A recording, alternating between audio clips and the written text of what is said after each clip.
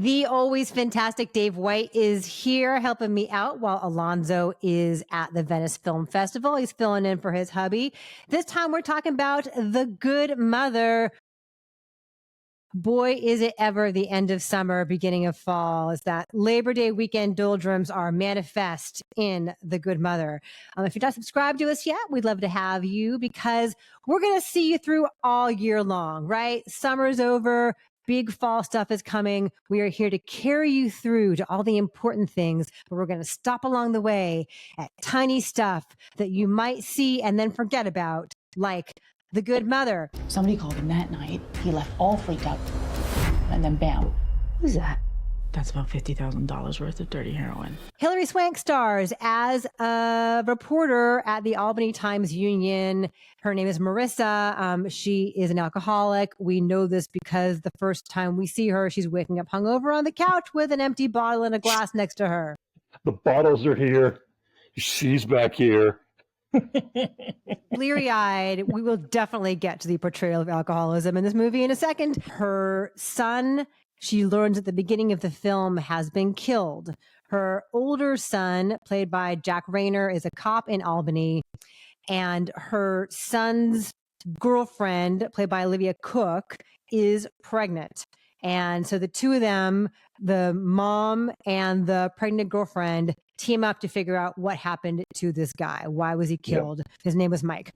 And they are unlikely allies. They don't get along. And Mike had been a junkie prior to his death. This is not an overdose. He was shot dead in the street. This is not a spoiler. We see it in the very, very beginning of the film. Yeah. And so it's how these two women who are both tough, who are both damaged, who are more like each other than they would probably like to acknowledge, have to team up and figure this out.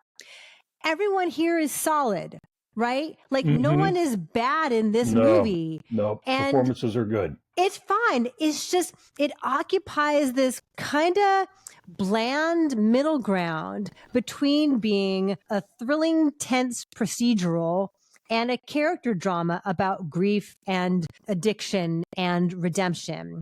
It kind of never really does either of them convincingly, but it tries to straddle both of those worlds.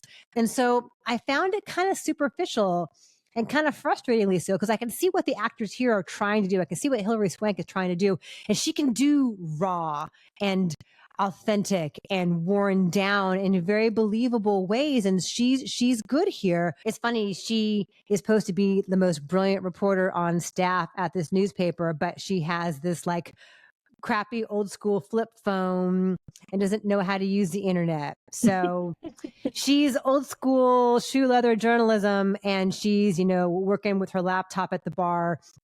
And then Olivia Cooke, I think, is always great. Have you seen Thoroughbreds? Yeah. A movie I love, which Alonso will always tease me for how much I love Thoroughbreds. Like Thoroughbreds and Stoker are two movies I bring up a lot because they're both really stylish and witty and cool. She's great in that. I think she's always really good, but I don't feel like either of them is given a whole lot to play beyond a character trait or two. She is pregnant, but she had been a junkie along with this deceased son. And I don't know, I wanted to like that bond, but things wrap up really quickly here.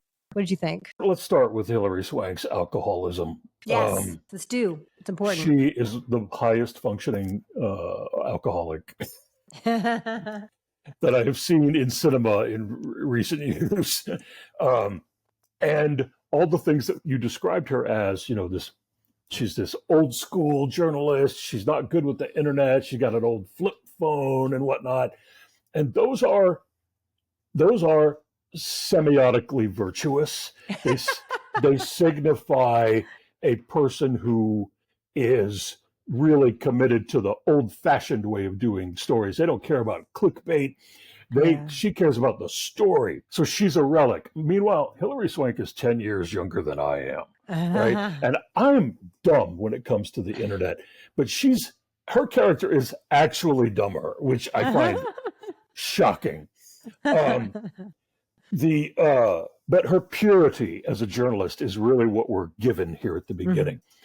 Here's, I think, the biggest problem with this film. The script doesn't give you enough of anything. Yeah. You said they want to talk about grief and alcoholism. They want to talk about a murder mystery that's being slowly solved. Neither one of those elements is given to you in as much depth as it should be given. Also, I find the direction highly indicating. Here's another way that I am dumb. I never know who did it. I never know who was the killer. No. I'm surprised by everything. An Agatha Christie movie where everybody knows the ending. I'm like, oh wow, who did that?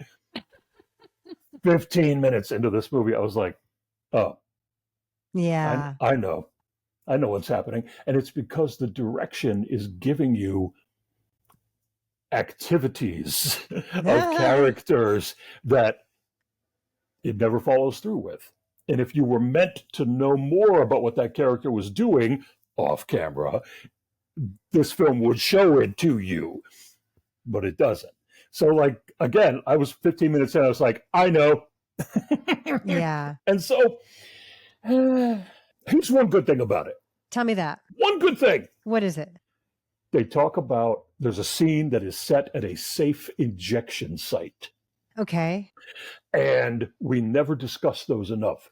When films and television programs are talking about addiction and showing you people dealing with addiction in their life, they never ever talk about the idea of harm reduction until the person is ready to get clean. And a safe injection site is one of those places that deals very realistically with harm reduction. And they show you one in this movie, and I thought, oh wow, something real and reasonable, and unlike a film I might otherwise see. Like, this is the kind of movie where, you know, they just willingly throw around the word junkie. You're a junkie, like, you know, and everyone's like, nah, like so sick and ruined, you know. But you get that one thing, that one conscientious moment. But even the way they depict that feels like cursory and insubstantial, like a glancing blow. The way they treat her alcoholism. Yeah, because for sure. At some point, this is not a spoiler, she can't drink like that anymore. No, she's got a crime to solve. But you never, she's a crime to solve, but you never see any kind of struggle to get sober. No. She orders a glass of water one day. Yeah. And she's fixed. Yeah, So that's feels really false to me, too. That's the 12th step. You get to it in one day. You go into the bar. Lime. You go into the bar and you say, no, a glass of water with some lime, please. That's all I want. I'm fighting scurvy in a different way today.